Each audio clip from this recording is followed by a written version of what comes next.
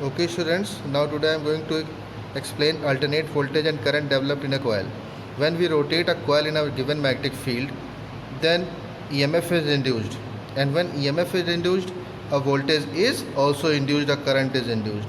तो वोल्टेज कोयल में कैसे डेवलप होगा ये देखेंगे। इस फिगर के थ्रू जाते हैं।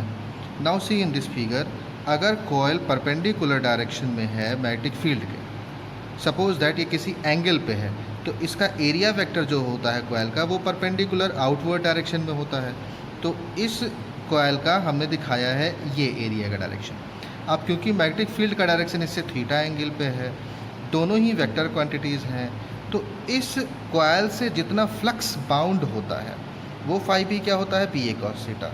मीन्स बिकॉज फाई क्या है आपका, एक स्केलर क्वांटिटी है, तो दोनों का क्या ले लिया जाएगा, स्केलर डॉट प्रोडक्ट ले लिया जाएगा, यानी स्केलर प्रोडक्ट ले लिया जाएगा। अब क्योंकि किसी भी आर्मेचर का यानी कोयल का जो एरिया वेक्टर होगा वो हमेशा परपेंडिकुलर ही उसके होता है, चेंज नहीं होता, तो मैग्नेटिक फील्ड को हम चेंज मान के सकते हैं। तो इसका कंपोनेंट लिया जाता है बी कॉस थीटा, तो आ जाता है बी ए कॉस थीटा। तो अब हम क्या करेंगे, इसको रोटेट कराएंगे। एक बार अगर हम डिफरेंशिएशन कर दें, थीटा की वैल्यू ये रोटेट कर रहा है तो एंगुलर मोमेंटम हो रहा है, then theta is equal to omega t, we know that.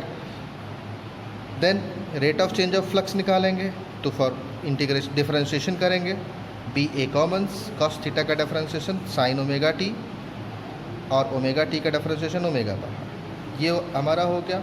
And by the Faraday law we know that induced EMF और induced voltage is equal to minus N d phi B upon D T. तो D phi B upon D T की जो value निकाली यहाँ put कर देंगे। यहाँ value put करते हैं तो आ जाता है N A B omega sine omega T. अब साइन ओमेगा टी की जो मैक्सिमम वैल्यू होती है वो 1 होती है, तो 1 अगर हम यहाँ पुट कर दें तो मैक्सिमम वोल्टेज आ जाता है। इसको पीक वोल्टेज कहते हैं। मैक्सिमम वोल्टेज हमने वी नॉट मान लिया है, यानी the maximum value of sine omega T is 1, then the maximum value of V is V naught N B A omega. तो अब यही वैल्यू हम यहाँ पुट कर देंगे एन बी ए ओमेगा की जगह पे, तो V is equal to V naught sine omega t आ जाएगा। यहाँ वी नॉट पीक वैल्यू है। जैसे हमने वोल्टेज का कंस्ट्रक्शन ये एक्सप्लेन किया है, वैसे ही सेम करंट के लिए होता है। Okay students, see in this figures, this is the magnetic field and एक कॉइल इसमें रिप्रेजेंट है। पहले ये 90 डिग्री पे है, सपोज दैट रोटेट कर रहा है।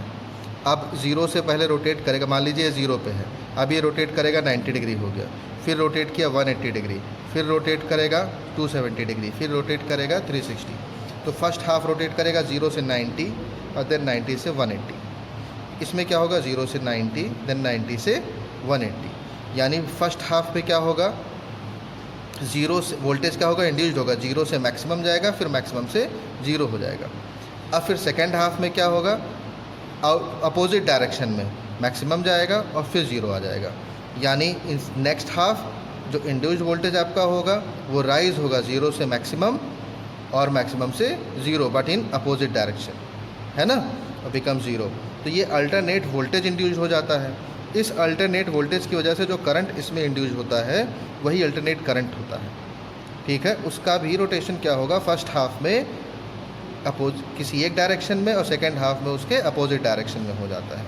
तो जैसे हमने वोल्टेज के लिए फाइंड किया था, like alternate voltage and alternating current at an instant I is equal to I naught sine omega T, where I naught is peak value of current. अब हम करंट फाइंड करेंगे, एवरेज करंट फाइंड करेंगे एक total rotation के लिए, first half में किसी एक डायरेक्शन में, दूसरे हाफ में अपोजिट डायरेक्शन में। तो एवरेज की अगर हम बात करें तो क्या करेंगे, टोटल कैलकुलेशन कर देंगे 0 से टोटल टाइम पीरियड, क्योंकि 1 साइकिल के लिए टाइम पीरियड हम टी लेते हैं, 0 से टाइम पीरियड टी तक के लिए। I is equal to I naught sine omega t हमें पहले से मालूम है, इसी का इंटीग्रेशन करेंगे।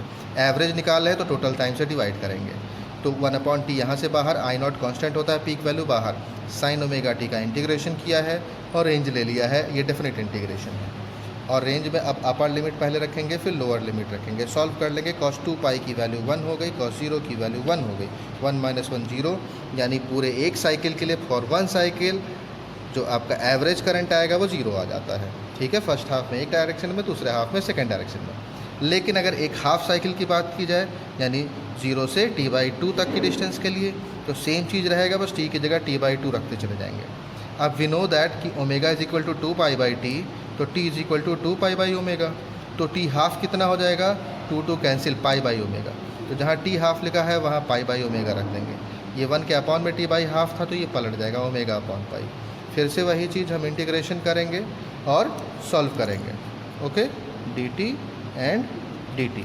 अब इंटीग्रेशन करेंगे minus cos omega T, range ले लेंगे 0 से पाई बाई ओमेगा, वैल्यू पुट करेंगे, यहाँ देखेंगे 2 बाई पाई आई नॉट आ जाता है, ये एवरेज आ जाता है current, which is equal to 0.637 into I naught. इसको हम कैलकुलेट करेंगे।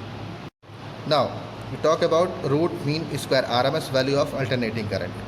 RMS value means root mean square, यानी अल्टरनेट करंट का, अल्टरनेट करंट आई से डिनोट करते हैं, उसका स्क्वायर करेंगे, आई स्क्वायर का मीन, आई स्क्वायर का पहले मीन निकालेंगे और फिर उसके बाद उसका रूट करेंगे। तो पहले हमने आई स्क्वायर का मीन यहाँ लिया है। आई स्क्वायर का मतलब आई स्क्वायर मीन निकालने के लिए करेंगे क्या, इंटीग्रेशन करेंगे अपॉन टी से डिवाइड करेंगे, एवरेज जैसे निकालते हैं, sum of observation upon number of observation. तो ये टोटल टाइम के लिए हो जाएगा, इंटीग्रेशन करेंगे आई का 0 to t रेंज लेकर के फॉर 1 साइकिल। अब हमने आई की वैल्यू पुट कर दी, I naught sine omega t, square लगा था स्क्वायर लगा दिए, 1 अपॉन टी कॉमन हो गया, फार्मूला लगा देंगे I square sine square omega t. We know that कि अगर इंटीग्रेशन करना है साइन स्क्वायर थीटा का तो उसको कॉस 2 थीटा के फॉर्म में चेंज करना होता है, हमने चेंज कर लिया और फिर उसके बाद सॉल्व करते चले आए। नॉर्मल इंटीग्रेशन किया है, डेफिनेट इंटीग्रेशन, वैल्यू पुट कर दी है, वैल्यू आ गया है आई स्क्वायर के मीन का आई नॉट स्क्वायर बाई 2। अब अगर हमें RMS वैल्यू निकालनी है तो आई स्क्वायर का जो मीन आया उसका रूट करना होगा, यानी RMS क्या होता है, आई स्क्वायर के मीन का अंडर रूट। तो आई स्क्वायर का मीन हमारा क्या आया है, I naught square by 2, under root रख देंगे तो आई नॉट से आपका रूट हट गया, नीचे रूट 2 आ गया, 1 अपॉन रूट 2 कैलकुलेट करते हैं तो 0.707 आई नॉट आ जाता है। ये RMS सेम एज हम निकाल सकते हैं VRMS, सेम वैल्यू आएगी, बस आई नॉट की जगह पे V नॉट हो जाएगा पीक वैल्यू, और कैलकुलेट कर लेते हैं।